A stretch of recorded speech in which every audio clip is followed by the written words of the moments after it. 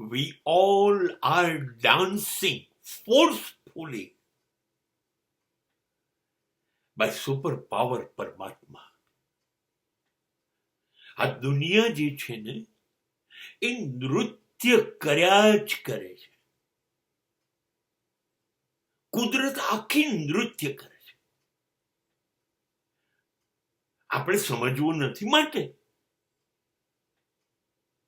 સમુદ્ર, નદીઓ, વૃક્ષો, પક્ષીઓ, ગ્રહો, તારાઓ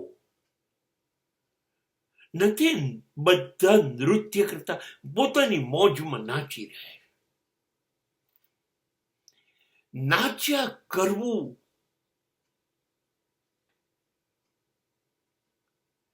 એ અસ્તિત્વનો નિયમ છે. ઈશ્વરે ગોઠવ્યું હતું અને આપણે નાચ્યા કરીએ છીએ. પણ આપણે અસ્તિત્વ જેવા પવિત્ર નથી ને, નિર્દોષ નથી ને, સહજ સરળ નથી ને, એવા નથી. આપણે એવા નથી. આપણે માનવી છીએ અને માનવી લુચ્ચો ના હોય એવું બનશે જ કેવી રીતે?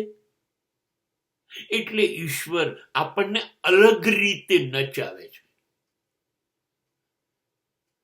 ઘડીકમાં સુખ આપીને નચાવે, ઘડીકમાં દુઃખ આપીને નચાવે, પણ આપણે જીવીએ ત્યાં સુધી નાચ્યા જ કરીએ. સુખ આવે તો હાથ ઉછાળી ઉછાળીને નાચીએ, અને દુઃખ આવે તો છાતી કૂટી કૂટીને રડી રડીને, પણ નાચ્યા તો કરીએ છે. હસતા હસતા કે રડતા રડતા. કુદરત આપણને નચાવે છે. જુદા જુદા સંજોગો અને સ્થિતિ મુજબ આપે છે. આપણા જીવનમાં જુદી સ્થિતિ બદલ્યા કરે છે અને આપણે સ્થિતિ પ્રમાણે સતત જીવ્યા કરવું પડે છે.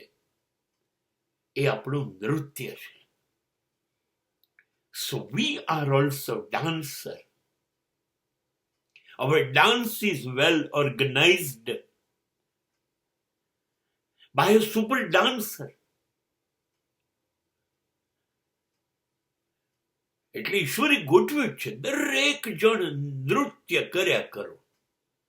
મન ગમતું પણ નાચો, અને મનને ના ગમતું હોય તો પણ નાચો.